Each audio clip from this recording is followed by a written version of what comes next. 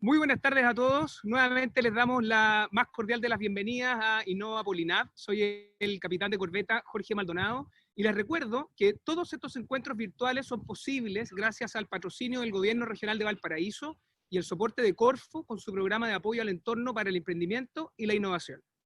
Seguiremos presentes todos los martes hasta el 1 de diciembre con panelistas chilenos y extranjeros, donde seguiremos hablando acerca de innovación abierta y los retos y potenciales soluciones asociadas a mantener la vigilancia y el control sobre nuestro mar. Ya queda una semana para el lanzamiento de nuestro desafío Avante 2020. Será una invitación abierta para cualquiera que desee participar. No pueden perderse la oportunidad de ser parte de esta competencia que busca las mejores mentes para trabajar en resolver distintos problemas institucionales y al mismo tiempo generar emprendimientos con orientación dual. La semana pasada tuvimos la oportunidad de escuchar a un panel de expertos en la innovación relacionada con el mar. Si no pudieron estar presentes o les gustaría volver a ver el panel de expertos o cualquiera de las conferencias que ya se hayan realizado, pueden acceder a nuestra página web www.innovapolinap.cl. Ahí encontrarán nuestra sala de prensa, donde estamos dejando disponibles todas las conferencias para que las puedan revisar. El webinar de hoy se trata de un tema esencial para nosotros los marinos y para todos quienes trabajan en el ambiente marítimo. No podríamos hacer nada si no fuera por los buques, que nos permiten desenvolvernos en este entorno y cumplir con las tareas de misión que el Estado le asigna a la Armada.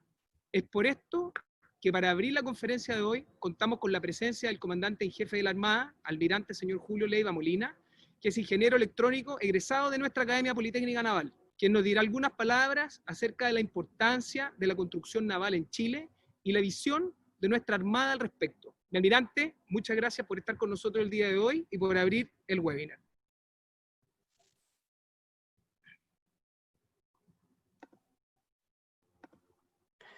Muy buenas tardes. Bienvenidos a esta conferencia en el marco de Innova Polinap, una instancia para abrir nuestra mente y levantar la vista para contribuir efectivamente al desarrollo de nuestra nación. En primer término, quiero saludar especialmente al señor Ministro de Defensa Nacional, don Mario Desbordes, al ex canciller, don Heraldo Muñoz, a don Álvaro Fischer, presidente del Consejo Nacional para la Innovación y el Desarrollo, y a todos los asistentes de muchas áreas de interés, universidades, marinos, empresarios, emprendedores, alumnos y también curiosos. Hoy tenemos la mayor audiencia de este ciclo de conferencias. Muchas gracias por su participación. De acuerdo a lo que sostiene un destacado profesor de liderazgo norteamericano, aquí estamos los que cuando vemos un objetivo claro y alcanzable, despejamos y solucionamos los problemas que aparecerán en el camino. Existe otro grupo de personas y son solo los que ven los problemas, se abruman y no alcanzan a percibir lo importante que es el objetivo a alcanzar. Solo se avanza si hay sueños, con objetivos claros, racionales, alcanzables y además demandantes. Para eso estamos aquí, para las tareas difíciles, pero realizables con conocimiento, generando confianza, incorporando la academia y conformando alianzas público-privadas. Proponemos contribuir al desarrollo del país por medio de la construcción naval en Chile, para así proveer los buques que la Armada requiere para el cumplimiento de las misiones permanentes que el Estado le encomienda. Como Armada, necesitábamos difundir la idea a los tomadores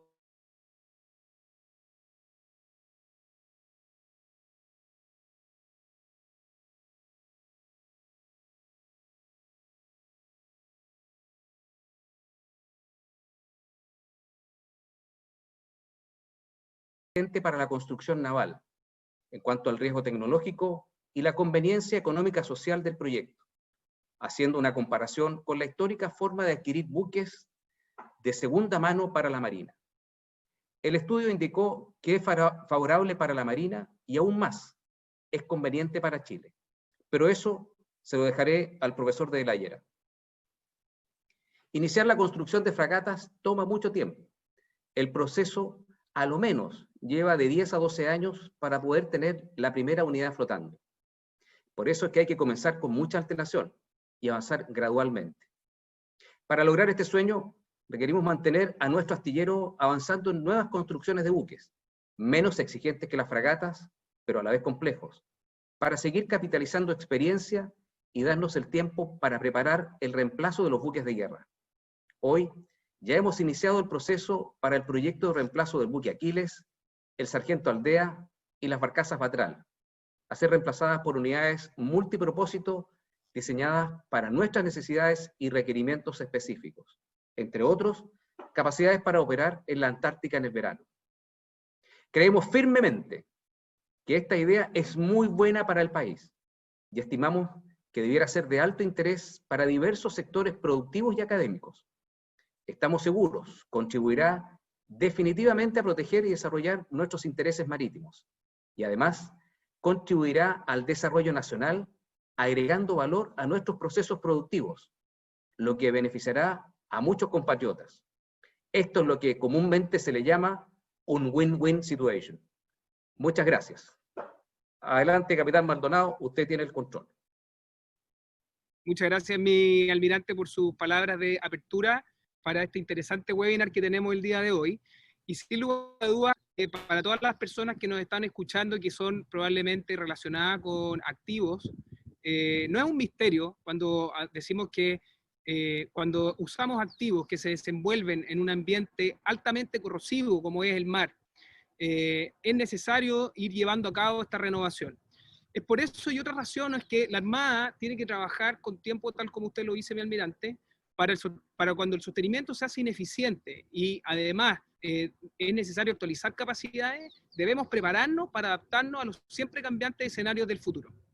Hoy, Juan Carlos de la Llera, ingeniero civil de la Universidad Católica, Master of Science y PhD de la Universidad de California en Berkeley, con especialización en modelamiento y dinámica estructural, que ha recibido destacados reconocimientos como el premio John Munro de la revista Engineering Instructors y Ramón Salas Edwards del Instituto de Ingenieros de Chile, ha recibido el premio Avoni a la innovación en el área de la arquitectura, urbanismo y construcción en 2011 y la distinción Emprendedor Endeavor del año a nivel mundial. En 2013 recibió el premio a la innovación tecnológica de la Universidad Adolfo Ibáñez, el premio Avoni a la trayectoria innovadora Anacleto Angelini en 2017, y en 2018 tuvo varios nombramientos internacionales como miembro del Comité Ejecutivo Internacional del Global Engineering Genes Council, con sede en Estados Unidos, y el nombramiento de profesor honorario en University College of London hasta el 2023. Hoy se desempeña como decano de la Facultad de Ingeniería de la Pontificia Universidad Católica de Chile y nos hablará del Plan Nacional Continuo de Construcción Naval como camino al desarrollo nacional, permitiendo invertir en Chile en la generación de empleo, mano de obra calificada, competencias específicas y nuevas industrias que sustenten la construcción en el tiempo, siendo un aporte contundente en la transferencia de conocimientos y tecnología al ecosistema de investigación, desarrollo, innovación y emprendimiento nacional. Dejo con ustedes al profesor y PhD Juan Carlos de la Llera. Juan Carlos, por favor, si puedes ahí habilitar tu micrófono. Muy bien. Bueno, primero que nada, muy buenas tardes. Saludo al almirante Leiva y al señor ministro y a todas las autoridades presentes. Voy a compartir pantalla para comenzar mi presentación. Ustedes me dicen si no se escucha o no se ve correctamente. Se ve bien, Juan Carlos, solo hay que ahí amplificar la presentación. Muy bien, bueno, se me fue encomendado por el almirante Navajas tratar de presentar y conectar, ¿no es cierto?, un trabajo que ya describió el almirante Leiva sobre la construcción naval con el concepto de desarrollo en Chile, desarrollo nacional. Por lo tanto, hay dos conceptos fundamentales acá. Uno es qué se entiende por este desarrollo como país a nivel tecnológico y, por supuesto, el proyecto mismo que dejo para el final de la presentación, que es el de construcción naval. Así que les tengo que pedir un poco de paciencia para llegar probablemente a lo que más les interesa. ¿Cómo está organizada esta presentación? En la primera parte es un poquito el sentido de todo lo que implica el desarrollo tecnológico. Luego dedicarme un poco a un concepto fundamental del desarrollo, que es el tema de productividad y cómo la tecnología juega un rol fundamental en esa productividad. Y por último, caer, ¿no es cierto?, en el ejemplo muy importante de esta oportunidad para Chile, que representa el plan de construcción naval, tratando de conectar estas dos puntas, por el lado la construcción naval y por otro el desarrollo de nuestro país. Esa es la estructura. Y no voy a hablar nada prácticamente de todo lo que es mi foco de investigación y desarrollo en Chile, que tiene más que ver con proteger todos los sistemas para grandes terremotos y problemas, pero sí decirles que toda mi vida ha circulado en torno al uso del desarrollo tecnológico para producir o tratar de crear valor en la sociedad chilena. La innovación se trata de eso, se trata de alguna manera de traer, ¿no es cierto?, a la producción, a los mercados, todo tipo de nuevos productos, procesos y servicios que obviamente la sociedad y las personas consideren útil. Y en muchos de estos casos, por supuesto, esta innovación está profundamente vinculada con la vida de las personas. Por lo tanto, es un tema que evidentemente a muchos de nosotros nos motiva. Si uno mira a nivel humano lo que ha sido su desarrollo, es muy impresionante porque la Tierra tiene aproximadamente 4,7 billones de años desde su creación como planeta, y todo lo que ha ocurrido prácticamente en los últimos 4.000, 5.000 años, una vez que se crea el lenguaje, es realmente exponencial. El desarrollo humano, hasta hace 4.000, 5.000 años, antes de Cristo, por supuesto, antes de que aparecieran los nuevos lenguajes, fue relativamente lento. Hubo tecnología, hubo la aparición del fuego, por supuesto, de herramientas, pero es el lenguaje realmente el que produce este gran quiebre en el desarrollo humano. ¿Ya? Y si uno mira hoy día y ve, por ejemplo, en el caso de, esto es interesante, qué pasa con las diferencias entre distintos países del mundo, ¿no es cierto?, en desarrollo humano, usando estos indicadores que por supuesto tienen muchos defectos, pero que de alguna manera nos entregan alguna idea de dónde estamos. Ustedes se dan cuenta que Chile está relativamente alto en general respecto de muchos otros países del mundo. Y eso tiene que ver con, ¿no es cierto?, componentes de lo que es los temas de salud, componentes que tienen que ver con educación, y un estándar de vida que ahí se describe en el recuadro rojo que sea relativamente decente. Pero efectivamente, esto se produce de una manera que muchas veces es bastante desigual. El 20% de las personas que viven en los países más ricos del mundo hoy día reciben aproximadamente el 60% de los ingresos. Entonces, en esta presentación vamos a tratar de explorar algunas de estas razones y de cómo conectamos esto, evidentemente, con este gran proyecto que es el de construcción naval. ¿Por qué es importante la innovación en todo este proceso de desarrollo humano? Hay datos, una cantidad muy grande de datos a nivel de la literatura internacional. Acá les puse solamente algunos ejemplos. Por ejemplo, en el caso del Reino Unido, 2/3 de su crecimiento entre el año 2000 y 2007 provino especialmente desde la innovación. En el caso, ¿no es cierto?, de Estados Unidos, solamente la industria de tecnologías de información entre los años 95 y 2008 produjo un cambio en el PIB, ¿no es cierto?, aproximadamente a 2 trillones, ¿no es cierto?, de dólares, ya solamente por conceptos de innovación, etcétera. ¿Ya? Hay razones fundamentales para entender por qué el desarrollo tecnológico es tan importante. Lamentablemente Chile ha tenido esta evolución en uno de los factores fundamentales que se conoce como la productividad total de factores. Ya lo vamos a ver con un poquito más de detalle en unos minutos, pero ustedes ven que Chile tuvo una evolución importante, ¿no es cierto?, entre los 80, 90, fines de los 90 hasta el 2000 aproximadamente, y luego se estancó en este concepto de productividad total. Pasó de una tasa más o menos anual de crecimiento de productividad que era del orden de un 2,8% a prácticamente una situación plana hoy día. Ya, lamentablemente este gráfico no está actualizado, pero hoy día la tasa sigue siendo relativamente baja. Un segundo aspecto que también es interesante y este gráfico presenta, tiene que ver con, por un lado, por el lado de inversión que hoy día ocurre no solo a nivel terciario, sino que a nivel primario y secundario en el país. Ustedes se dan cuenta que Chile no está demasiado mal en lo que es en esa inversión en temas de educación. O sea, si se mueven en el eje horizontal, se dan cuenta que todavía, por supuesto, le falta para llegar a los países promedio, OECD, etcétera. Pero donde sí está muy mal es en el incorporar exportaciones que tengan alto contenido tecnológico como porcentaje de su PIB, ¿no es cierto?, de su Producto Interno Bruto. Fíjense que Chile está muy abajo ahí en el 0,61%. Voy a poner acá el puntero un segundito para que se vea.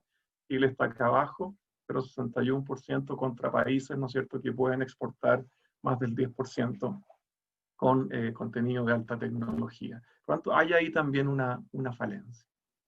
Y si uno mira, ¿no es cierto?, también del punto de vista de indicadores globales, por ejemplo, el ingreso per cápita de nuestro país, en general, ¿no es cierto?, aquí puse 1870 y el 2016, es bien impresionante lo que ha pasado con Chile desde los años probablemente fines de la década de los 80, 90, 2000, hasta hace poco. Chile tuvo acá una explosión, si ustedes lo ven en la línea azul, ¿no es cierto?, prácticamente parecida a todo lo que fue, ¿no es cierto?, el occidente asiático, un crecimiento muy sustantivo. Y por supuesto nos parece importante que el país pueda seguir esa tendencia. Por supuesto, aún mantiene una diferencia sustantiva con los países desarrollados, pero si ustedes revisan la pendiente de estos últimos 20 años, 25 años de Chile, es bien impresionante lo que ocurrió. Y las preguntas que surgen entonces a nivel un poco más general es ¿por qué algunos países son más ricos o más desarrollados que otros? ¿Por qué algunos de ellos se desarrollan habitualmente manteniendo trayectorias que son prácticamente paralelas y otros realmente se caen? ¿Ya? Y tercero, ¿qué pasa si se cerrarán estas brechas entre los países más ricos y pobres en el futuro? Son preguntas clásicas del tema de desarrollo. Yo no soy economista, solamente tengo una aproximación bastante intuitiva a este tema, pero sí creo importante que revisemos algunos conceptos más fundamentales del desarrollo para luego conectarlo con este ejemplo. Y en realidad lo que hacen los países es bastante simple, ¿eh? Compiten todo el tiempo y están compitiendo por una ventaja global, ¿cierto? Global me refiero a que sea una ventaja que se puede sostener con el resto del concierto de países a nivel mundial. Y donde realmente uno pueda tomar esa diferencia y evidentemente esa diferencia baje hacia la creación de valor a las empresas, a las economías nacionales.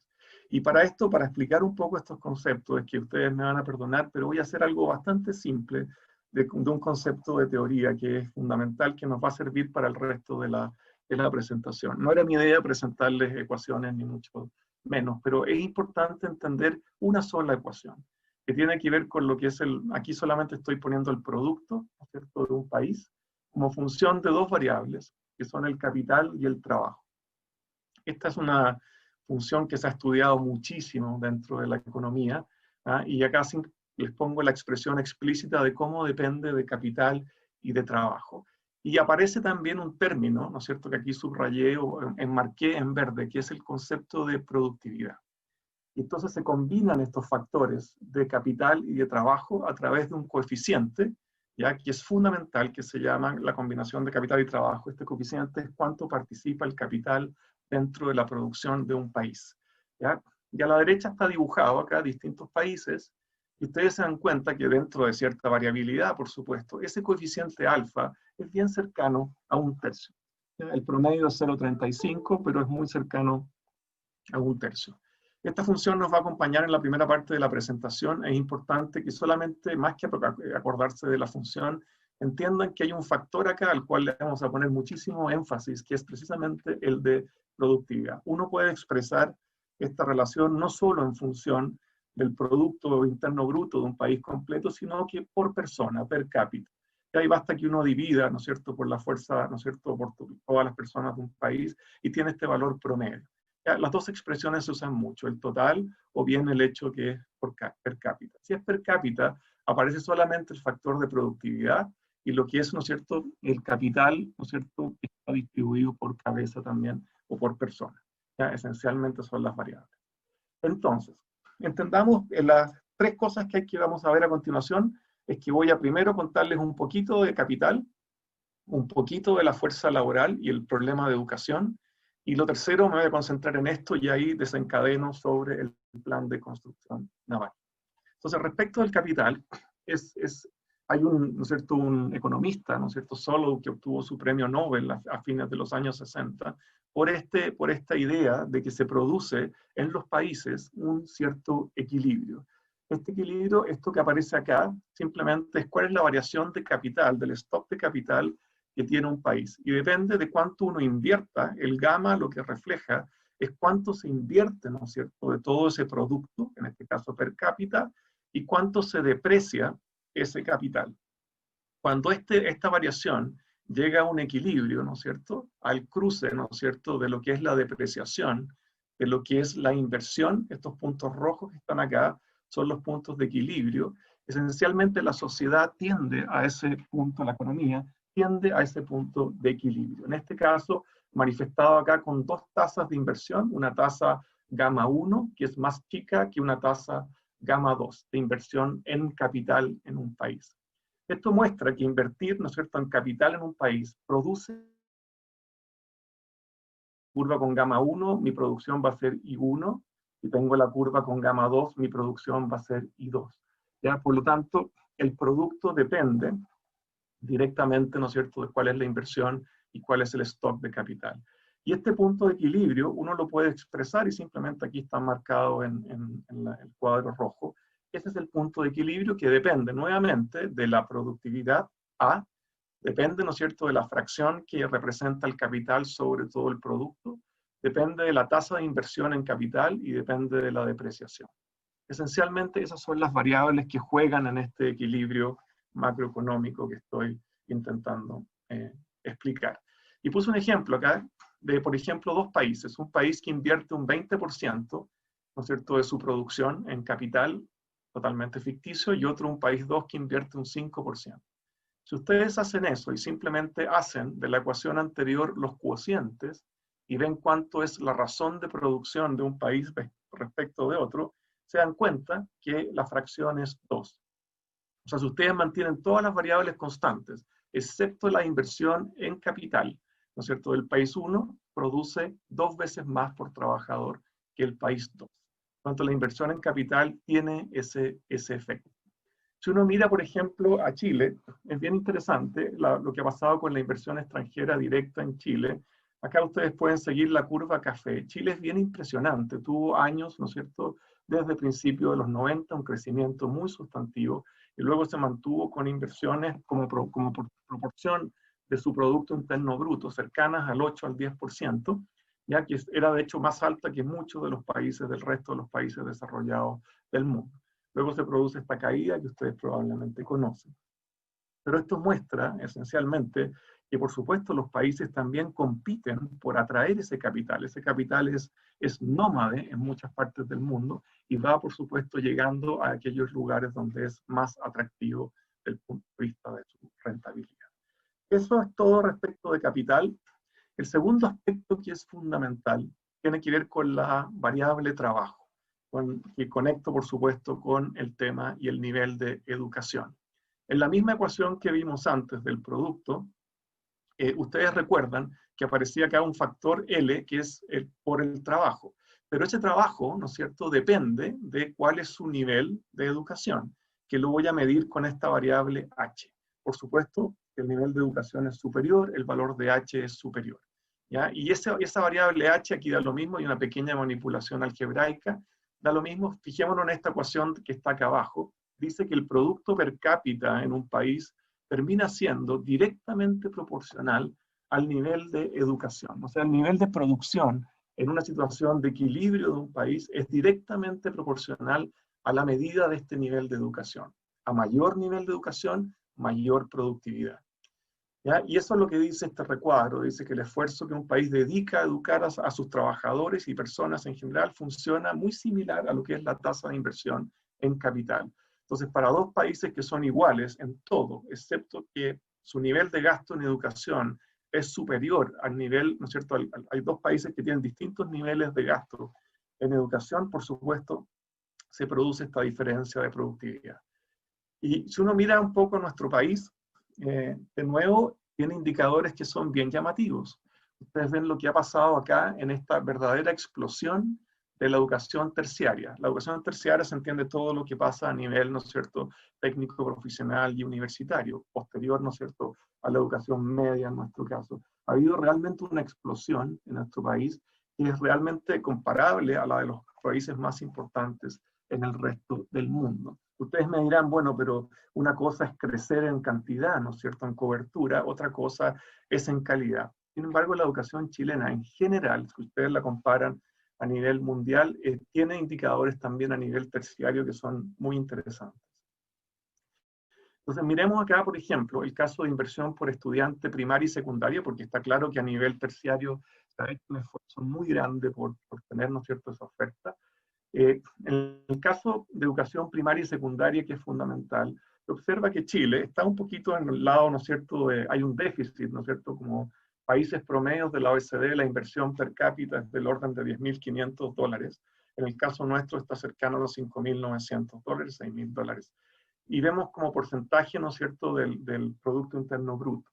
En el caso es bastante alto, en realidad es comparable al menos al de países desarrollados, y ¿no es cierto?, hay sí un pequeño déficit respecto a lo que es este promedio de la OECD. Pero si uno lo mira en términos gruesos, uno se da cuenta que razonablemente Chile ha hecho un esfuerzo gigante sobre los temas de educación, ¿ya? Y lo ha hecho bastante bien en ese sentido. ¿Por qué es importante esto? Si ustedes ven acá, por ejemplo, los años de escolaridad en el eje vertical versus el Producto Interno Bruto, a ver, obviamente que hay dispersión, pero acá todos vemos que hay prácticamente una cierta correlación lineal, hay una recta creciente, ¿no es cierto?, que a mayor nivel de escolaridad, evidentemente, mayor producto per cápita en los países. Y Chile se distancia, de hecho, de algunos países de Latinoamérica y está entre medio de los países desarrollados y, ¿no es cierto?, y algunos otros países latinoamericanos. Este es un esfuerzo que yo creo que Chile ha hecho como nación, me parece que ha ido progresando positivamente, hay muchísimo por hacer, podríamos hablar largo de los temas de educación, pero no es el foco de esta presentación. Más encima, y ahora no miran solamente el nivel de educación, sino que miran la productividad, empiezan a aparecer algunos aspectos que preocupan un poco más. Chile aparece acá, por ejemplo, en ingreso per cápita, ¿no es cierto?, por sobre los $20.000, y ustedes se dan cuenta que su productividad, esta es prácticamente una línea recta, o sea, hoy día lo que producen las personas esencialmente se refleja directamente en el PIB per cápita que tiene un país. Ya, o sea, se acumula eso a nivel de país.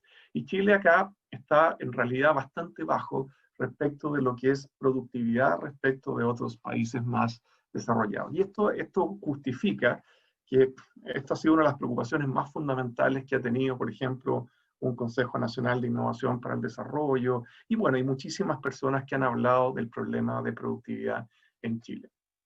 Respecto al capital humano, para ponerle algunos números, el capital humano es reconocido por la sociedad. Esta curva que está acá muestra cuánto es el aumento de salario que reciben las personas por años de escolaridad. Este es un promedio a nivel mundial, es un promedio importante, está hecho para países desarrollados o para países, ¿no es cierto?, en desarrollo. Ustedes pueden ver acá la distribución entre las distintas etapas de desarrollo de escolaridad, pero llegan a factores que son del orden de 4 respecto, ¿no es cierto?, a la no escolaridad. ¿Ya? Eso es efectivamente la curva. Entonces, en función de esta curva, si uno tiene su distribución de población de acuerdo a distintos niveles de educación, puede cuantificar cuánto representa la educación sobre este producto. ¿Ya? Y no quiero darles la lata acá respecto de cálculos, pero es interesante ver acá en este gráfico de la derecha, que si ustedes tienen la labor, básicamente el trabajo bruto, que está acá en el eje 1, y después van sumando por sus, ¿no es cierto?, quintiles o lo que sea respecto de escolaridad, se dan dando cuenta que existe una cierta distribución de aumento de salario, que llega prácticamente a las 4 veces. Si ustedes suman todo este efecto, que es el efecto de este parámetro H, que estaba incorporado en esta función de producción, se dan cuenta que para países en desarrollo, el capital humano representa aproximadamente, ¿no es cierto?, los estudios y la formación de capital humano avanzado representa aproximadamente casi un 59%, ¿no es cierto?, de la razón a todo el tipo de trabajo que existe. Ahora, en la función de producción, ese 59% va, ¿no es cierto?, asociado a un coeficiente que era 1 menos alfa. Si ustedes recuerdan, este alfa era 1/3, por lo tanto esto es 2/3 por 0,59. Eso da 0,39. Esto quiere decir que el retorno, o lo que implica, más que el retorno, lo que implica hoy día el perfeccionamiento de las personas dentro de una economía en un país desarrollado es del orden de un 39%. Y hay esa participación en el producto de los países por renta al capital humano, ese 39%, de hecho es bastante superior a lo que renta el capital físico. Y eso es bien interesante, eso es lo que dice este recuadro que está acá. Pero en cualquier caso, Hay una pequeña diferencia. En países desarrollados, esto es aproximadamente un 68% respecto de nuestro 59%, si es que nos asociamos, probablemente nosotros estamos entre medio. Y acá hice un ejemplo muy simple, con años de escolaridad. Si ustedes tienen un país 1 que tiene 6 años de escolaridad y un país 2 que tiene 12, la razón es 1.6. O sea, el producto del país con mayor escolaridad es un 60% superior al país con menor escolaridad en este ejercicio. Con eso cierro el tema de educación y paso como al eje fundamental de la presentación, que tiene que ver con el concepto de productividad, y un tema que ha sido archiestudiado por muchísimos economistas y que es un tema fascinante.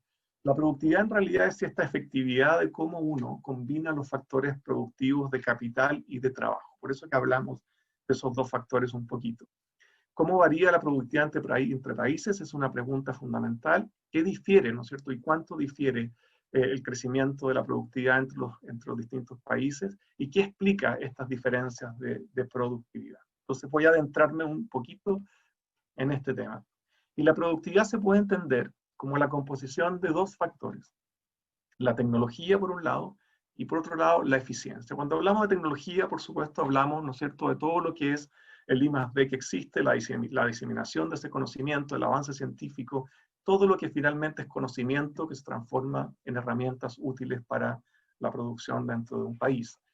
Y en eficiencia se incluye todo lo que se relaciona con componentes como la organización de la economía, las instituciones, la seguridad, el respeto a la propiedad, la parte legislativa, etc. ¿Ya? Entonces, a continuación quiero explicarles cómo estos dos factores participan de este concepto de productividad. Y los países pueden ser de distinto tipo. ¿Ya? Aquí tengo 3 ejemplos que están sacados de esta literatura que se las recomiendo enormemente, que es este libro, ¿no es cierto?, de Economic Growth, que explica muy bien esto. Ustedes ven un país que simplemente tiene, por ejemplo, acumulación de factores mayor que el otro, por lo tanto produce más simplemente porque tiene, por ejemplo, mayor capital humano o mayor capital, ¿no es cierto?, físico. La posibilidad de que hay dos países que tienen distintas funciones de producción para una misma, ¿no es cierto?, acumulación de factores, o lo más común que ocurre en la vida real, que los países tienen una combinación de ambos. Tienen evidentemente funciones de producción que son distintas y acumulación de factores productivos que son distintos. Y es súper difícil poder como separar qué corresponde a qué. Y eso es lo que ha hecho, por supuesto, todo el estudio en esta área. Y lo que uno busca es tratar de entender estas razones de productividad. Y acá simplemente uso la misma ecuación que presenté al comienzo, per cápita, para despejar qué significa para dos países la razón de productividad, que tiene que ver obviamente con la razón de sus productos y con la razón, ¿no es cierto?, de sus factores productivos. Y un ejemplo que está acá abajo, que muestra, por ejemplo, un país 1 que es 24 veces más productivo, ¿no es cierto?, o que produce, perdón, 24 veces más que un segundo país. ¿No es cierto?, un país 1 que tiene un capital, ¿no es cierto?, físico por trabajador que es 27 veces más grande que el otro, y que tiene, por ejemplo, un capital humano por trabajador H, un factor H, que es 8 veces más grande que el otro. Ustedes hacen este cociente y se dan cuenta que el país 1 es 2 veces más productivo que el país 2. ¿Ya? Esto es porque claramente los países tienen rendimientos decrecientes, por lo tanto, que tenga 24 o 27 veces más que el otro no significa que su productividad sea 27 veces mayor. ¿Ya? Y eso es lo que hace que este factor sea, ¿no es cierto?, 2 veces en esta situación mayor que el del otro país. Aquí pongo el gráfico de Chile. En realidad esto es el Producto Interno Bruto por persona empleada entre los años 91 y 2017. Es bien interesante. Y puse 3 ejemplos acá, el de Estados Unidos, lo que representa esto es por persona empleada, por eso los números no les calzan si toman por el total de población, solamente persona empleada. Acá están los de la OECD en promedio, y acá está el de Chile. ¿Ya? Si ustedes hacen este cociente, se dan cuenta que el ingreso per cápita de persona empleada entre Estados Unidos y Chile, que es como un proxy, ¿no es cierto?, de lo que podría ser esta diferencia de productividad, es 2.28, y con respecto a la OECD de 1.72. Es importante, o sea, tenemos un déficit del orden de un 70%, de un 128%, ¿no es cierto?, respecto de países más desarrollados. Pues tratemos de entender un poco sobre este tema. Y para calcular esta tasa, en realidad más importante que el factor A, es cuánto es la tendencia de ese factor A, cuánto cambia en el tiempo. Y por eso que hablo de esta tasa de crecimiento. ¿Ya? Entonces, ¿cuál es la fórmula que ya habíamos visto? Simplemente esto es la misma fórmula que presenté, salvo que se toma un logaritmo acá, y por eso que la multiplicación aparece en una suma, etc. Aquí aparece la tasa de crecimiento del producto como la tasa de crecimiento de la productividad más la tasa de crecimiento en los factores de producción que ya vimos, que eran capital y trabajo. Por lo tanto, esto se transforma en una simple suma. Este término A, gorro, está acá, que quiero descubrir por la tasa de crecimiento, es difícil de calcular y solo se puede hacer en forma indirecta. Entonces, lo que sí sabemos es cuál es la tasa de crecimiento del producto per cápita de un país y también sabemos cuál es la tasa de crecimiento de los factores de producción. ¿Cómo sacan este? Simplemente restando las dos partes. Si ustedes restan, sacan esa tasa de crecimiento.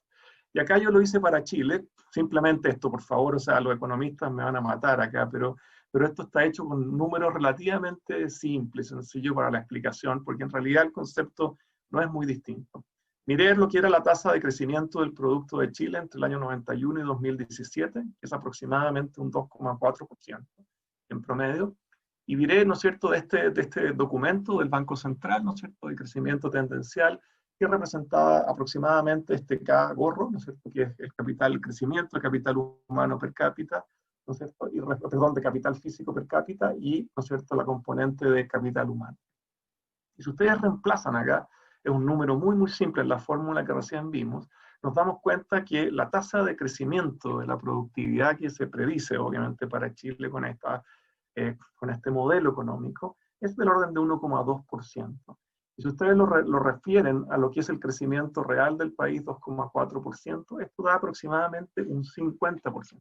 Yo diría que el 50% aproximadamente del crecimiento que Chile experimentó hasta el año 2017 se debe específicamente a productividad. ¿Ya? Y si ustedes miran el resto del mundo, esta tasa es ligeramente superior y llega de hecho a 68% a nivel mundial. Eso tiene bastante que ver con esa figurita que mostré al comienzo, de cuánto le ponemos dentro de las exportaciones de nuestro país de cabeza a esas exportaciones. ¿Ya? Ahora, un aspecto que tiene un efecto fundamental, ¿no es cierto?, en este contenido, ¿no es cierto?, de la productividad, tiene que ver con nuestra inversión en investigación y desarrollo como porcentaje del PIB. Y en esto Chile no tiene nada que enorgullecerse, porque la verdad que con el 0,38%, o donde esté, o 0,4%, que está acá, está muy, muy distante de cualquier país relativamente desarrollado en el mundo. Por lo tanto, aquí hay un esfuerzo importante. Ya vimos, obviamente, que eso tiene implicancias, no solo desde el punto de vista de productividad, porque efectivamente, sino finalmente de desarrollo dentro de un país, por la implicancia que la investigación y desarrollo tiene en el producto. Y acá tenemos una demostración de lo mismo, lo que es una falla estructural. Acá en el eje de las ordenadas está el número de investigadores por millón de habitantes, y, ¿no es cierto?, lo que está en el eje horizontal es la investigación, ¿no es cierto?, como porcentaje del PIB, del Producto Interno. En nuestro caso, el 0,4 se mide acá, y nos damos cuenta de que estamos en un número de investigadores por millón de habitantes, que de hecho, es aproximadamente un séptimo, un octavo de lo que se requiere. O sea, hay que multiplicar por 8 veces a los investigadores chilenos para ser un país promedio en, ¿no es cierto?, el concierto de la OECD de países. Y para cerrar este tema de productividad, un cálculo que es bien simple e interesante. Como ya veíamos que la productividad es simplemente este producto entre tecnología y eficiencia, nos gustaría saber cuánto es de tecnología y cuánto es de eficiencia. ¿Ya? Cuánto tiene que ver con acceso a tecnología de primer nivel y cuánto tiene que ver en la forma como país en que se maneja, ¿no es cierto?, esta productividad. Y acá se hace simplemente el cociente entre dos países cualquiera, y lo que yo les puse acá es una pregunta bien simple, es decir, ¿hace cuántos años, ¿no es cierto?, el producto de la tecnología de Estados Unidos, mejor dicho, era equivalente a la tecnología que tiene Chile? Entonces, produzco un desfase de ¿qué años? Nosotros sabemos cuánto es el crecimiento anual tecnológico de Estados Unidos, que es aproximadamente un 0,54% anual. Por lo tanto, podemos conocer el Chile de hoy, cuánto era, o a qué se compara con, ¿no es cierto?, el Estados Unidos hace, ¿no es cierto?, años atrás. Y esta tablita muestra un poco ese cálculo. No quiero que se concentren en los datos porque no tenemos tiempo, después lo pueden revisar en la presentación, encantado. Pero aquí se dan cuenta de que tengo un cociente para ver cuál es la eficiencia de Chile respecto de la eficiencia de Estados Unidos, usando, ¿no es cierto?, estos años de retraso, ¿no es cierto?, de rezago que tendría el desarrollo tecnológico chileno sobre un país, o sea, que podríamos pensar que es la punta a nivel mundial, que es Estados Unidos. Y fíjense que aquí les puse el retraso tecnológico entre 10, 20 o 40 años. ¿Y cuánto explica esto de la diferencia en productividad? Y para la sorpresa, uno se da cuenta de que el nivel tecnológico no produce una diferencia tan sustantiva como lo hace el nivel de eficiencia relativo a Estados Unidos. Y en esto están todas las políticas, evidentemente el ecosistema que generamos para atraer, evidentemente, y el desarrollo de esta capacidad en el país. Por lo tanto, es muy interesante darse cuenta que la mayor parte de la diferencia en productividad se debe principalmente a diferencia en eficiencia más que acceso a, ¿no es cierto?, nivel tecnológico. Y paso a la última parte de la presentación, que es probablemente la que más le interesa y que es cómo se conecta y se desencadena esto con el proyecto de construcción naval. Y la pregunta que uno ingenuamente puede presentar es ¿por qué o cómo en realidad podemos avanzar como país en producir un quiebre en esta dirección?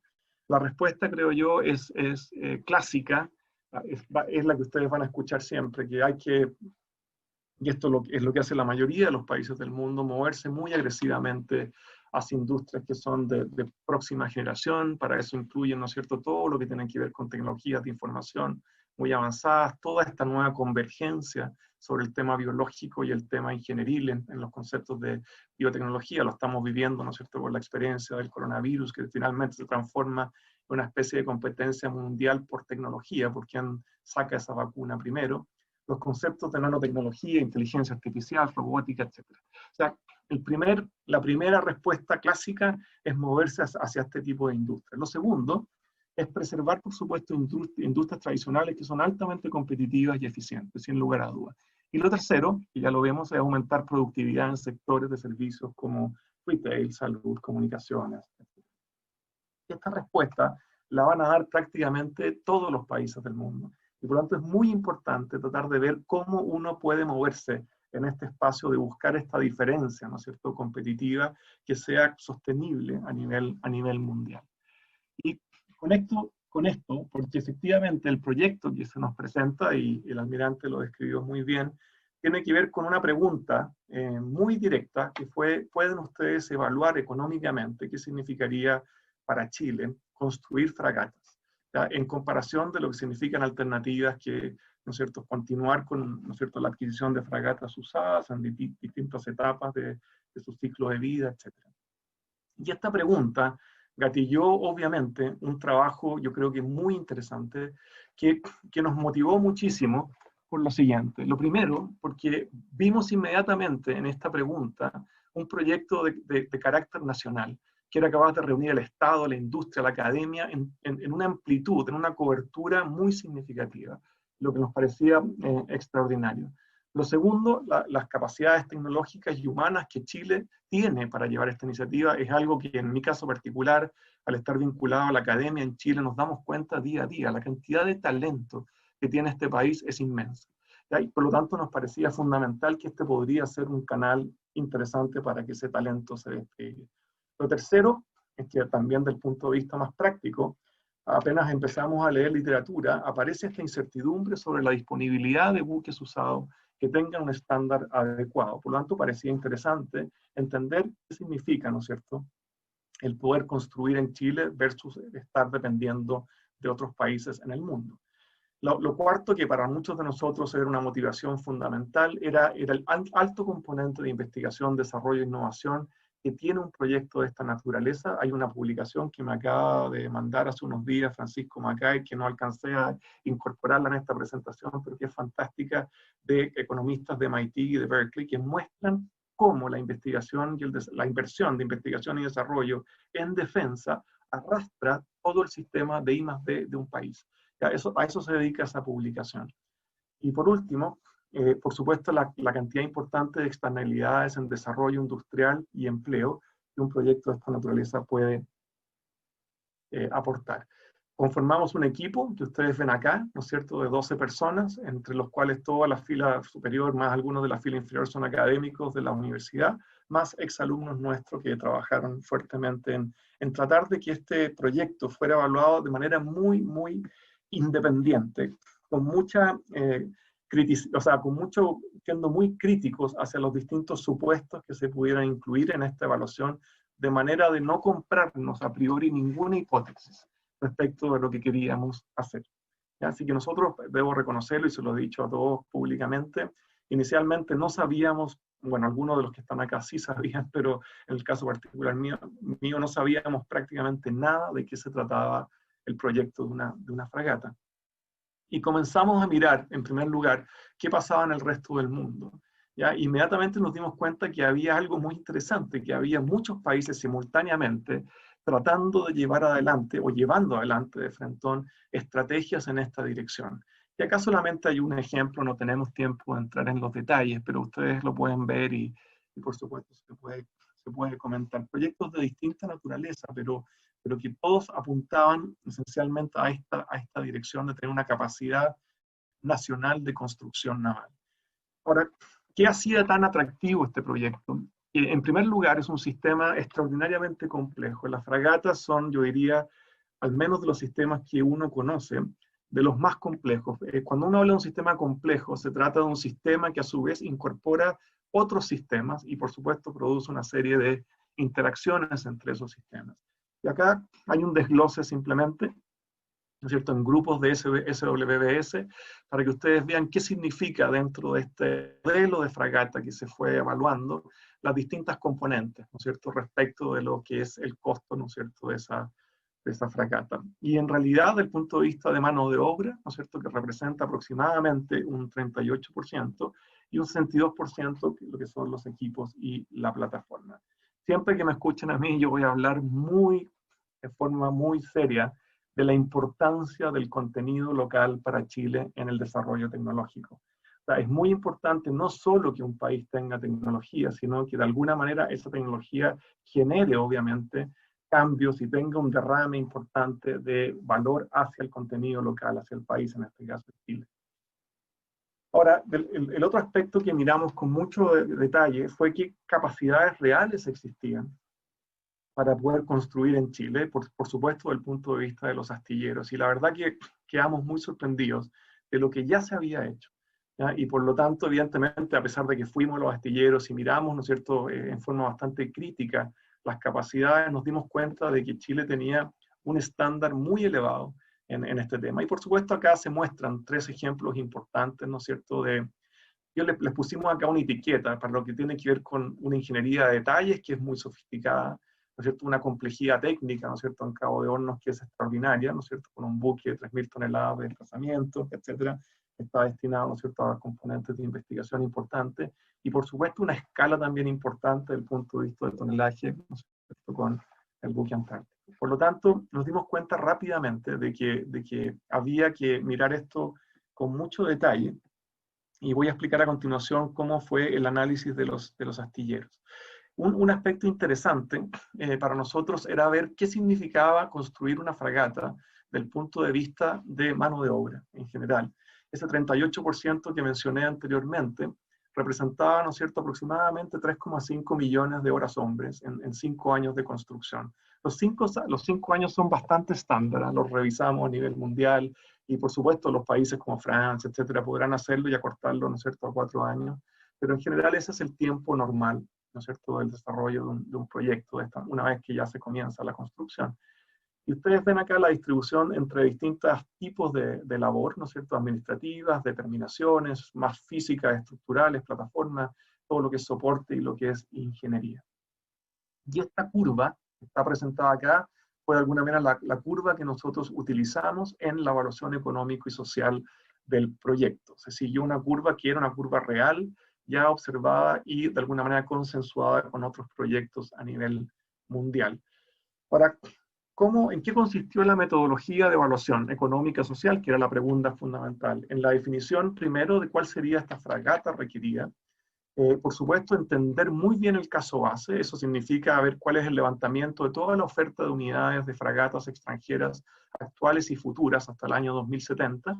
Y, por supuesto, todo lo que tenía que ver con el proceso de adquisición y venta, ¿no es cierto?, de estas fragatas. ¿Cuál era la posibilidad realmente de adquirir una de esas fragatas? Luego nos pusimos a mirar de qué se trataba el tema de construcción extranjera, ¿no es cierto?, y ver qué implicaba eso desde el punto de vista, por supuesto, de costos y también del punto de vista, insisto, de contenido local para nuestro país, y la construcción nacional. El levantamiento de capacidades, como ya mencionaba, los astilleros, distintos proveedores, integradores de sistemas, toda la determinación de costos y plazos para la fragata tipo y la estimación de inversiones necesarias. Y finalmente, una vez que teníamos el caso base, la construcción extranjera, la construcción nacional, por supuesto, comparar resultados y evaluar externalidades y beneficios sociales. Ahora, esto conceptualmente se resume en esta figura, que es una figura bien interesante porque muestra que el problema, en estricto rigor, que estamos tratando de resolver es simplemente un problema de oferta y demanda, ¿ya? Que parece obvio lo que estoy diciendo, pero conceptualizarlo de esta manera nos tomó un rato. En la oferta, por supuesto, está todo el tema de las fragatas usadas, ¿ya? Y esto significa compra de fragatas, ¿no es cierto?, de segunda mano que pueden también originar o servir como puentes, ¿no es cierto?, para, ¿no es cierto?, la modernización de la flota de superficie, la posibilidad de la construcción extranjera y la posibilidad de la construcción nacional. Esas son las tres fuentes de oferta de fragatas. Y por el lado, ¿no es cierto?, de la derecha, aparecen el lado de la demanda, escenarios. El primer escenario es, por ejemplo, y ustedes revisan la línea superior, solo es mantener un poco la política de renovación a través de la compra de fragatas usadas. La segunda gran alternativa se descompone en dos. Una que es construcción extranjera más puentes, ¿ya? Y la segunda que es construcción nacional más puentes, ¿ya? Y la tercera, que es un híbrido de las anteriores. O sea, hay parte de construcción extranjera, parte de construcción nacional y puentes. Esto, finalmente, hicieron muchísimos escenarios, pero finalmente todo esto se resume en estos 7 escenarios que están acá. Esta parte de la figura es la misma que la anterior, salvo que está resumida.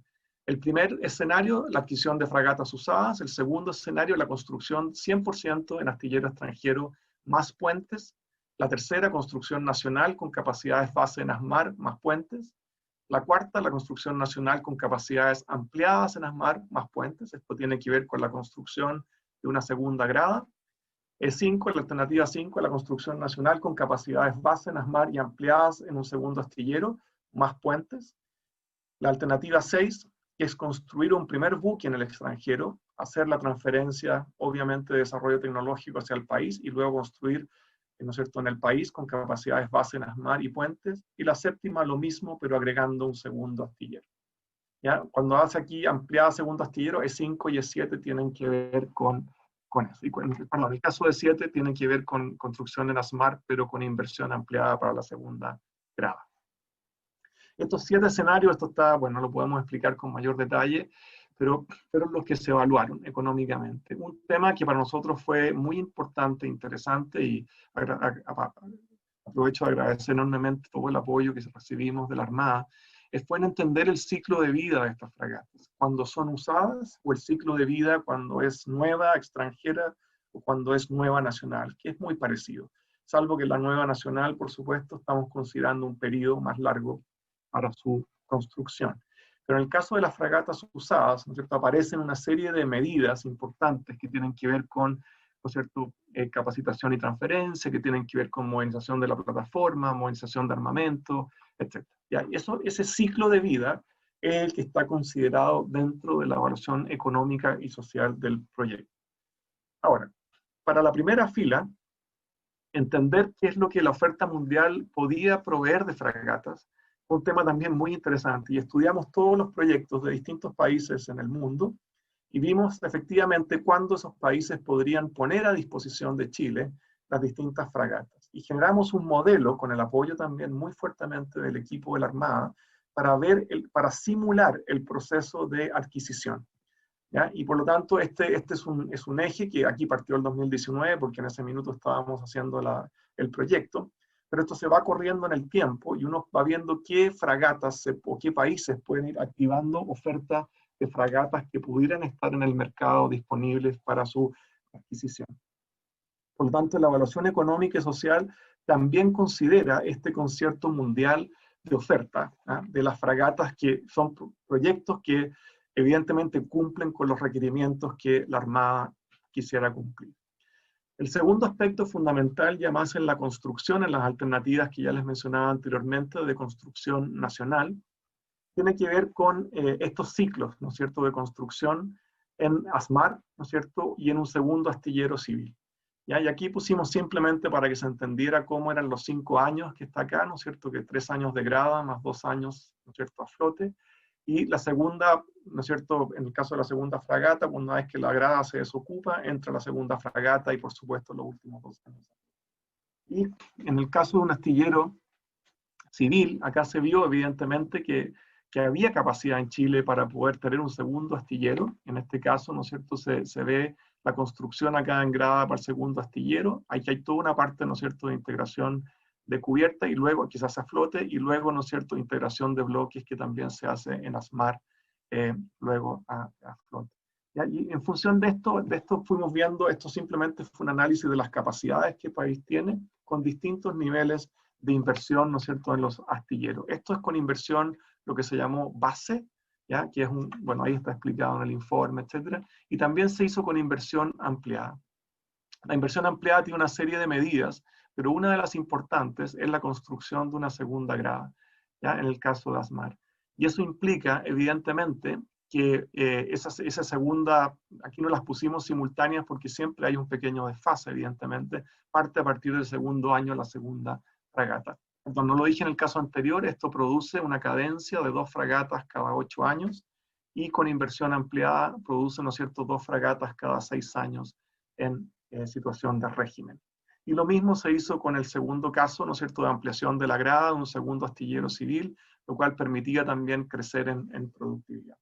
Esto de nuevo implica inversiones que están consideradas, por supuesto, en la evaluación económica y social y responden, por supuesto, a la realidad técnica que el país tiene, ya que quedó clarísimo que el país es capaz de hacer esto. ¿Cuáles fueron los supuestos más importantes de la evaluación económica y social? Considerar una vida útil de la fragata de 35 años, que había una restricción de que, ¿no es cierto?, existiera este mínimo de 7 fragatas, que es una restricción, ¿no es cierto?, que viene por el lado de la Armada, y por supuesto la probabilidad de tener bajo 8 fragatas fuera menor que el 10%. Eso se vio desde el punto de vista de desarrollo, ¿no es cierto?, de la flota.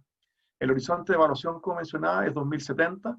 La tasa de aumento de las fragatas van complejizándose en el tiempo. Hay un aumento real de su costo que está considerado, que es entre 1 y 3% a nivel mundial. Eso está considerado. Los costos de munición no están considerados en la evaluación económica y social. Y la tasa de descuento social es la que está propuesta por el Ministerio de Desarrollo Social. Y finalmente, para contarles un poco de los resultados, la evaluación económica y social que se hizo se llevó por el lado de costo-eficiencia, dado que es un proyecto que esencialmente compite contra otros proyectos y por lo tanto lo que uno busca y que se tiene que hacer sí o sí, por lo tanto uno lo que busca es minimizar el costo para iguales beneficios. O sea, dado que la Armada tiene que tener, ¿no es cierto?, una disponibilidad, ¿no es cierto?, de fragatas dada, evidentemente uno busca cuál es la alternativa que le produce al país, ¿no es cierto?, el menor costo. Por segundo, por supuesto, que es un proyecto, estos costo de eficiencia se usa cuando es una necesidad que es esencial, cosa que en este caso es evidente, ¿no es cierto? Y uno busca cuál es el menor valor actual de los costos, ¿no es cierto?, que tiene ese proyecto. Y esto aplica, ¿no es cierto?, a proyectos de salud, educación, justicia, seguridad, etcétera. Por lo tanto, esto calza dentro de ese aspecto. Esto lo digo porque es importante. Si uno quiere entrar en el concepto de beneficios, ahí se abre un mundo muy complejo. Y por lo tanto la evaluación, y esto lo tiene reconocido el Ministerio de Desarrollo Social, la evaluación de costo-eficiencia es el marco conceptual de evaluación que le corresponde a este proyecto. En cuanto a evaluación económica y social, contarles muy simplemente, digamos, que los costos privados, ¿no es cierto?, tanto sea de mano de obra, de divisa, etcétera, sufren una corrección por un factor que estaba definido por el Ministerio de Desarrollo Social, se usan precios sociales. Acá está lo que es la corrección por el gasto, ¿no es cierto?, por el concepto de divisa. Lo de mano de obra, que es lo más delicado, mano de obra calificada, semicalificada y no calificada, cuáles son los factores que se deben considerar dentro de la evaluación económica y social, y por supuesto el tema impuestos, que obviamente no genera, en este caso, una diferencia por ser una evaluación social. Sí, a pesar de que no consideramos la aproximación costo-beneficio, sino simplemente, ¿no es cierto?, costo-eficiencia, es evidente que existen una serie de beneficios sociales que son cuantificables, aunque son mucho más difícilmente monetizables, ¿ya? Pero son cuantificables. Entre ellos, por supuesto, el impacto que esto tiene sobre empleo, todo lo que tiene que ver con disponibilidad logística operativa, ¿no es cierto?, de todas las unidades, y la participación nacional de la industria, que voy a comentar brevemente a continuación. Los resultados se resumen en este pentágono.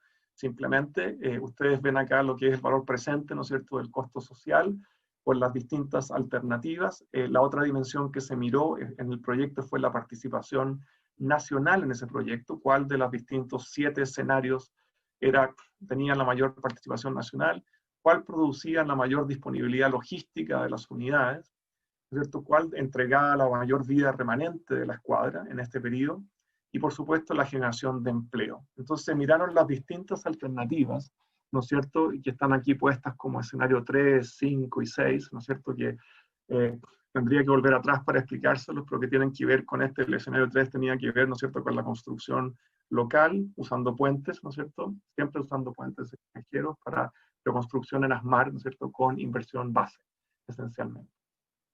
Los escenarios que nos aparecieron digamos, mejor rankeados dentro de la evaluación económica social son esos 3 que están ahí, el 3, el 5 y el 6. ¿Ya? Y se los puse acá para que se los recordaran: la construcción nacional con capacidades base en ASMAR, ¿no es cierto?, la construcción nacional con capacidades base en ASMAR y ampliadas en un segundo astillero, y eventualmente la construcción de un primer buque, ¿no es cierto?, en el extranjero, con la construcción nacional con capacidades base en ASMAR. Esas 3 alternativas cubren bastante bien el espectro de posibilidades, y son, de hecho, alternativas que se pueden evaluar, que son, de hecho, mejores que la alternativa 1, que era la adquisición de fragatas usadas, a la luz de la evaluación que se hizo. En cuanto a externalidades, muy rápidamente, por supuesto, el concepto de disuasión, yo no le voy a explicar esto a la audiencia, esto lo saben muchísimo mejor que yo, pero evidentemente hay un aspecto fundamental, ¿no es cierto?, en realmente resguardar, ¿no es cierto?, la seguridad de nuestro mar, no solamente desde el punto de vista militar, sino que también desde el punto de vista comercial, etcétera. Eso lo conocemos. Es realmente maravilloso que Chile tenga esta ruta marítima, ¿cierto?, que lo conecta de norte a sur, y es fabuloso. O sea, creo que en ese sentido ese es un concepto fundamental. Sí voy a explicarles muy brevemente cómo este proyecto derrama sobre la industria nacional, porque eso es un tema importante. Y acá se usa un trabajo muy interesante de un chileno, de hecho, que es César Hidalgo, que probablemente algunos de ustedes conocen, que desarrolló ¿no es cierto?, este espacio de productos y en general esta ventaja comparativa revelada de distintos productos. Simplemente un cociente, no se preocupen demasiado, pero que en el numerador tiene que ver con qué proporción representa un cierto bien, en este caso, y respecto de todas las exportaciones de un país, y cuánto representa, ¿no es cierto?, ese bien para todos los países en el total de las exportaciones. Un cociente que se puede calcular con datos que existen hoy día y que uno puede obviamente ver y estudiar su elasticidad, ver ¿no es cierto?, cuánto afecta esto. Y esto está resumido en esta lámina que muestra este espacio de productos. Son todos proveedores de ASMAR que se ven afectados en distintas zonas del país, ¿no es cierto?, en Valparaíso, Santiago, Concepción. Y aquí se ve el número de proveedores que son afectados, ¿no es cierto?, por el proyecto. Pero junto con el número es también muy importante estas elasticidades, que son muy importantes, son números bastante altos, lo cual implica que esto evidentemente chorrea hacia la actividad económica del país de manera sustantiva. Se requeriría mucho más rato para poder explicar este concepto con mayor detalle, pero ese es el resultado. Y respecto del otro resultado, que es lo que mencionaba originalmente, que de hecho este artículo que se me hizo llegar de estos profesores de Berkeley y MIT, precisamente se dedica a este aspecto en particular. Dice cuánto de la investigación y desarrollo de un país es arrastrado por la investigación y desarrollo en defensa, ¿ya? Y este es un aspecto central. Este número que está acá, el 10%, fue sacado exclusivamente de experiencias y declaraciones de estos países, de España, de Canadá, de Francia y de Estados Unidos. Pero leyendo el artículo que me entregaron, ¿no es cierto?, Francisco Macay, claramente este número es un valor pequeño respecto de lo que se observa en el caso norteamericano. En el caso norteamericano, el número, en vez de ese 10% que está ahí, es 50%, de acuerdo a su estudio. O sea, pero por supuesto, para otros países del mundo ese número es inferior. Ya, pero aquí hay un rango que probablemente vaya entre los 8%, 5%, hasta el 50% de Estados Unidos. Y un último aspecto, el tema de resiliencia, que por supuesto es un aspecto fundamental, donde realmente, claramente, ¿no es cierto?, la flota de superficie, en este caso, cumple funciones que son demasiado importantes. Voy a hablar del caso particular nuestro, ¿no es cierto?, en el caso de desastres de origen natural, evidentemente aquí hay una capacidad fundamental. Y las unidades fueron pensadas para que puedan también cumplir ese rol. El tema de resiliencia tiene que ver obviamente con el proceso de recuperación, ¿no es cierto?, del funcionamiento de las capacidades de distintas ciudades después de una gran, ¿no es cierto?, amenaza natural. Respecto de las conclusiones, entonces, la evaluación técnica, junto con la económica y social, muestra de forma muy contundente que no solamente es posible construir en Chile a un nivel tecnológico comparable, sino que obviamente con una rentabilidad social que es superior a la alternativa base. Yo, exprofeso, no he querido entregar números en esta presentación porque obviamente el documento, entiendo, está siendo leído por el presidente en este minuto, por lo tanto no voy a entregar esos números, pero créanme que ese es el resultado. Lo segundo, la incertidumbre asociada a un plan de construcción de fragatas en Chile es muy inferior a lo que implica, obviamente, la adquisición de fragatas en un mercado que es a nivel mundial, ¿no es cierto?, que busca por fragatas usadas. Y el tercer punto importante es que este proyecto conlleva una serie de beneficios sociales que no fueron monetizados o valorizados en esta evaluación, pero que son críticamente importantes. Uno de ellos acabo de mencionar es, ¿no es cierto?, el arrastre de todo el sistema de I+D del país en torno a este tipo de altas tecnologías que se requieren en un sistema complejo como es una fragata. Aquí están todos los proyectos que fueron revisados en general para poder hacer este estudio, y el documento que finalmente tiene esta portada y este nombre que está ahí. Y cierro mi presentación porque ya me he alargado bastante, que tiene que ver con que finalmente la relación entre innovación y desarrollo, concluir esto, digamos, está demostrada y es indiscutible a nivel mundial. Por lo tanto, evidentemente, la posibilidad que existe hoy día en un proyecto de esta naturaleza, que a través de este proyecto se pueda comenzar a producir un quiebre, ¿no es cierto?, en todo lo que es la investigación y desarrollo en nuestro país, creo que está, no solamente es probable, sino que está absolutamente demostrada en otros países del mundo. Y otros aspectos que ustedes pueden luego leer ahí con mayor detalle, tal vez resaltar este último, ¿cierto?, que es un tema ya más personal. Yo llevo 25 años, o casi 30 años ya trabajando en investigación y desarrollo en estos temas, y siempre he tenido la percepción, como, digamos, como chileno, de que nuestro país le cree muy poco a la capacidad local, interna, para desarrollar tecnología. En mi caso particular ha significado proteger hospitales en Chile, edificios y todo para grandes terremotos, y el año 2010 con el terremoto quedó demostrado que eso era absolutamente posible. Pero en este caso estoy convencidísimo de que estas capacidades están desplegadas en el país y es esencialmente fundamental que el país le crea a su propia gente para poder desarrollar un proyecto de esta naturaleza. Muchas gracias. Juan Carlos, increíble tu presentación. ¿Qué quieres que te diga? Para los que estamos vinculados a la industria de la construcción naval, te puedo decir que ha sido tremendamente grato escucharte, y sé que tienes otro compromiso, pero si me permitieras hacer al menos una pregunta. Miren, yo, pero un segundo. Tengo esencialmente hasta si quieren hacer algunas preguntas, tengo 10 o 15 minutos sin ningún problema. ¿Ya?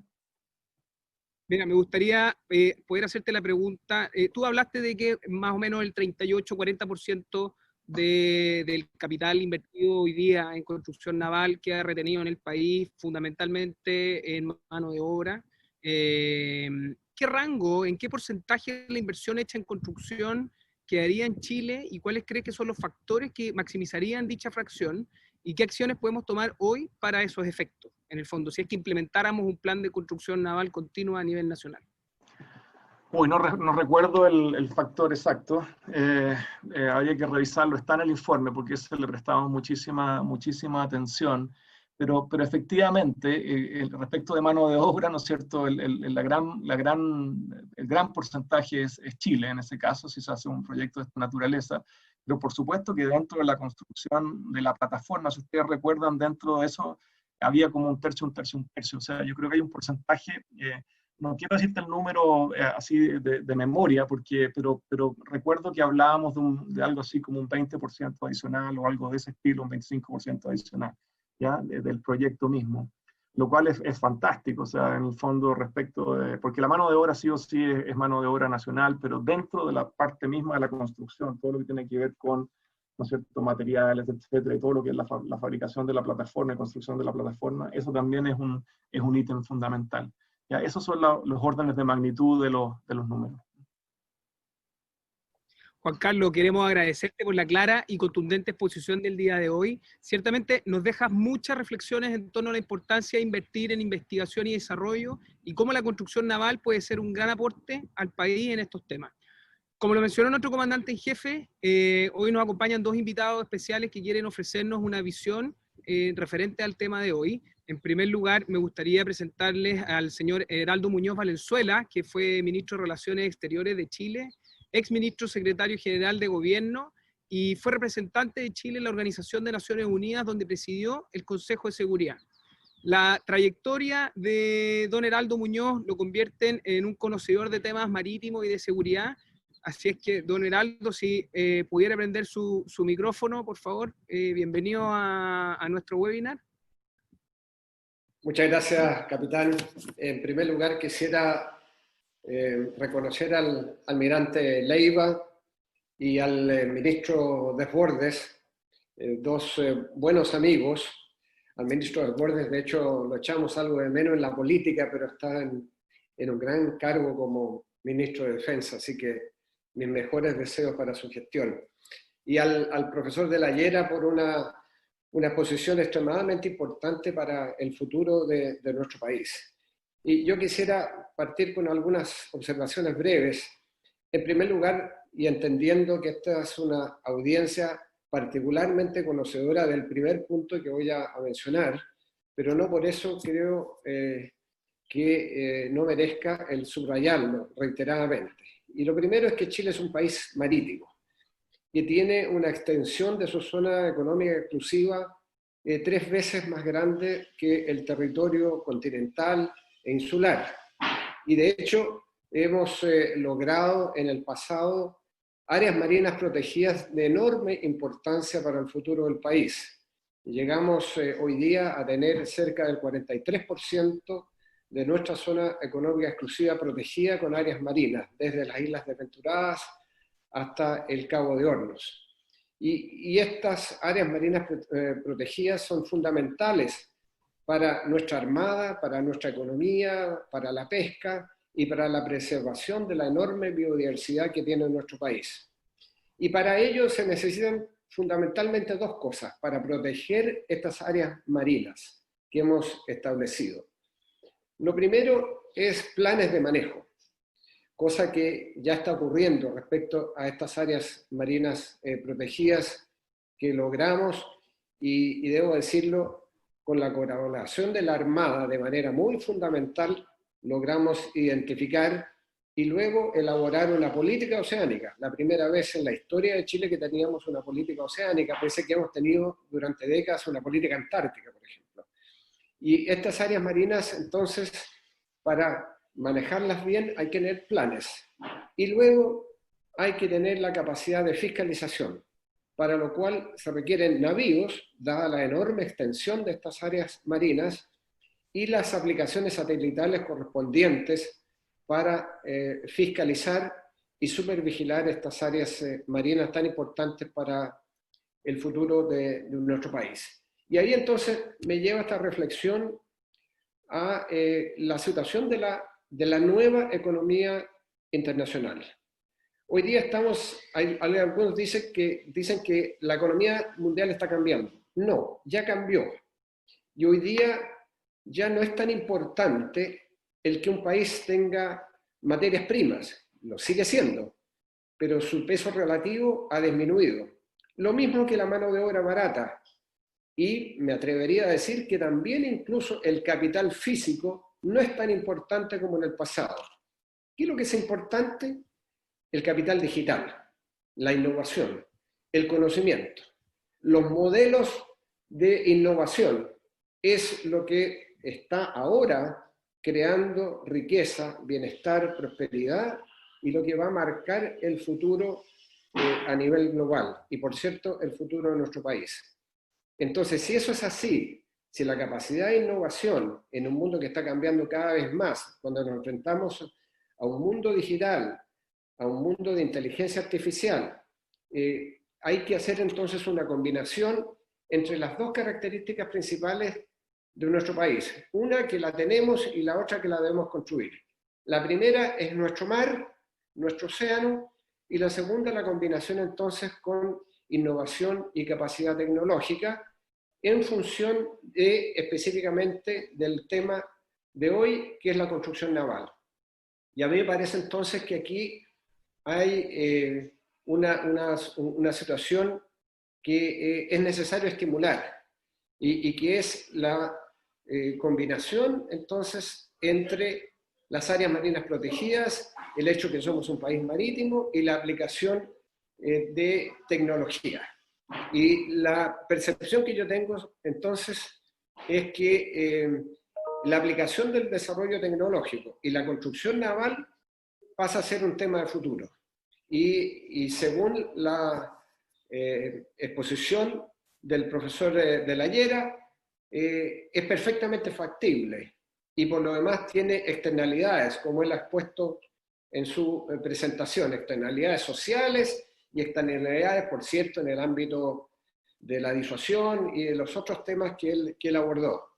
Entonces, en definitiva, y con esto termino, a mí me parece que necesitamos tener una visión de futuro.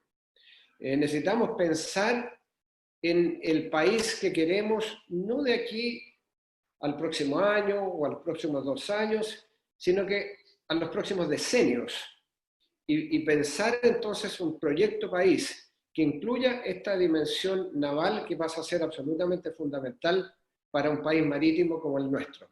Si no planificamos a mediano y largo plazo, creo que vamos a estar perdiendo la oportunidad de estar en la vanguardia, por lo menos al nivel de nuestros países latinoamericanos, con alianzas con países desarrollados. Así que yo lo único que puedo decir es que, como lo he expresado antes, y el almirante Leiva lo sabe porque lo he dicho, me interpreta totalmente este proyecto de construcción naval en nuestro país por las externalidades y porque es una visión de futuro. Y necesitamos pensar largo plazo y no solamente corto plazo, como nos pasa mucho en nuestro país. Así que muchas gracias por la posibilidad de decir algunas palabras y gracias al almirante Leiva y gracias a mi amigo el ministro de Desbordes, que sé que cerrará este evento. Muchas gracias. Muchas gracias, don Heraldo, por su reflexión. La verdad que nosotros creemos lo mismo que usted está diciendo y estamos convencidos de que el camino de la innovación es importante para abrir estas oportunidades de unir a la Armada, en este caso, con industria privada y lograr este objetivo. Un poco es el objetivo de lo que estamos haciendo con nuestro desafío, que es nuestro sueño, ¿cierto? Poder levantar nuestro primer desafío de innovación abierta el próximo martes.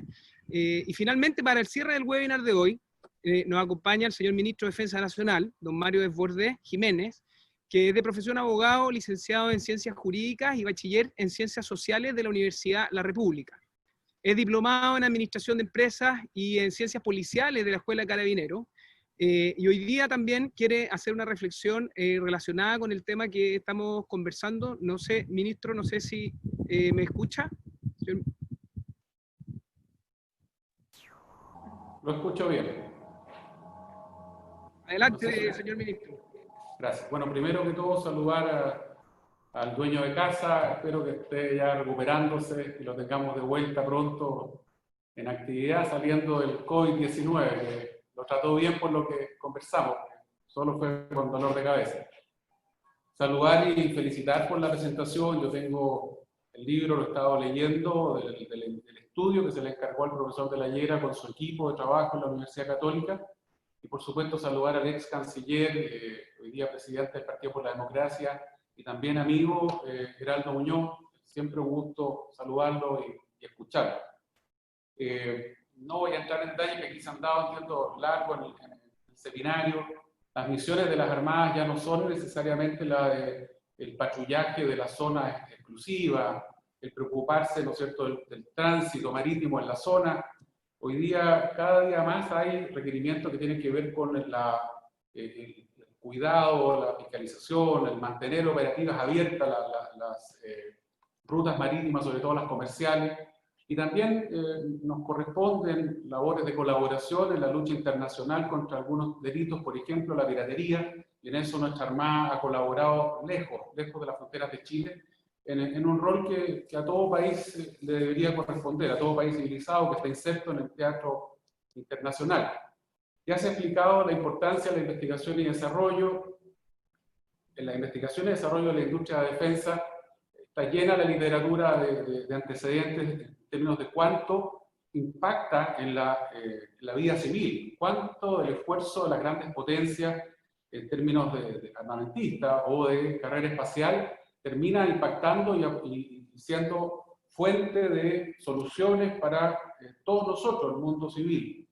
En Chile, quizá el caso más reciente y destacable es que ante la emergencia que tuvimos por el COVID-19 y de haber mantenido, ¿cierto?, haberse mantenido esta escasez de ventiladores, bueno, resulta que gracias a la industria militar, en colaboración con las universidades, logramos sacar adelante ventiladores mecánicos que nos hubieran permitido tener la posibilidad de ir incrementando nuestras capacidades sin recurrir al mercado internacional.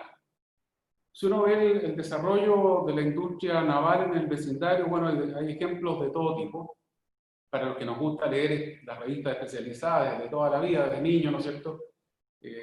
Recordamos nosotros acá en Chile lo que fue las importantes construcciones navales en Argentina a mitad de los 80, que mirábamos con tanta envidia, a lo menos 6 corbetas en colaboración con astilleros alemanes y una serie de otros ejemplos más, que lamentablemente para nuestro país vecino no continuaron. Y voy a hacer un link con lo que se señaló al final de la presentación del profesor de la Llera. Hoy día observamos en Brasil una construcción naval importante, fundamentalmente de submarinos, al mismo tiempo de la fabricación o construcción en Brasil de aviones de combate, cazabombarderos, en ambos casos con colaboración con potencias extranjeras, en Francia en el caso de los astilleros navales y Suecia en el caso de los aviones. Esto es lo de hoy día. En el resto de Sudamérica los ejemplos hoy día escasean y tiene que ver con las capacidades económicas que tiene cada país. Chile es un país que entró a la OCDE, que tiene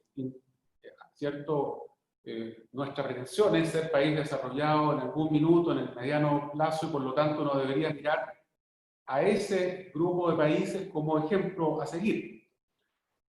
Respecto de ASMAR, no voy a referirme a la larga historia de ASMAR, que me disculpe el subsecretario de la Masa, que no me extienda en la historia de ASMAR, que me la recuerda cada cierto rato, por familia, por papá y por él mismo. Pero solo recordar la inversión enorme que se hizo en la reconstrucción post-27 de febrero. El país tomó una decisión, invirtió, y de un astillero de cierta categoría se pasó a uno de una categoría muy distinta.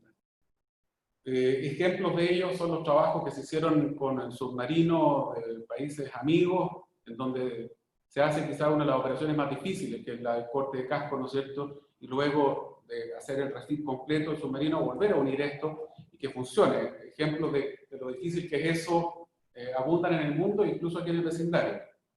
El trabajo con la OPB es otra muestra del desarrollo de ASMAR en conjunto, ahí con empresas extranjeras también, y de la mano de nuestros amigos colombianos, que permitieron la construcción de buques de primerísima calidad, de un tonelaje muy superior, muy similar a lo que habían hecho nuestros hermanos argentinos en la década de los 80, buques que hoy día están incluso con necesidad ya de entrar en astilleros para ciertas mantenciones, porque ya están operativos de varios años y han dado un estupendo resultado. Luego de estos OPB de tamaño, ¿cierto?, de corbeta, tenemos el ejemplo que mencionó el profesor de la Hiera, el Cabo de Hornos, de 3.000 toneladas, con una complejidad enorme.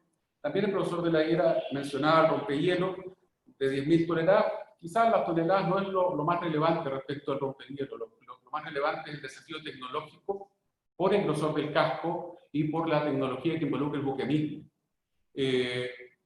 ¿Por qué voy mencionando estos proyectos? Porque uno quisiera que esto fuera una planificación de Estado, que fuera avanzando, ¿cierto?, en décadas, de manera ordenada, con inversión estatal, en un proceso de crecimiento y de construcción naval. Hoy día estamos iniciando el proyecto Escotillón 4, que nos va a permitir reponer embarcaciones construidas en el propio ASMAR en la década del 80, reemplazar también el buque Sargento Aldea, etc. Uno quisiera entonces que esto fuera un continuo, que hubiera una planificación de largo plazo. Primero, me parece que es evidente que es necesario mantener la construcción naval.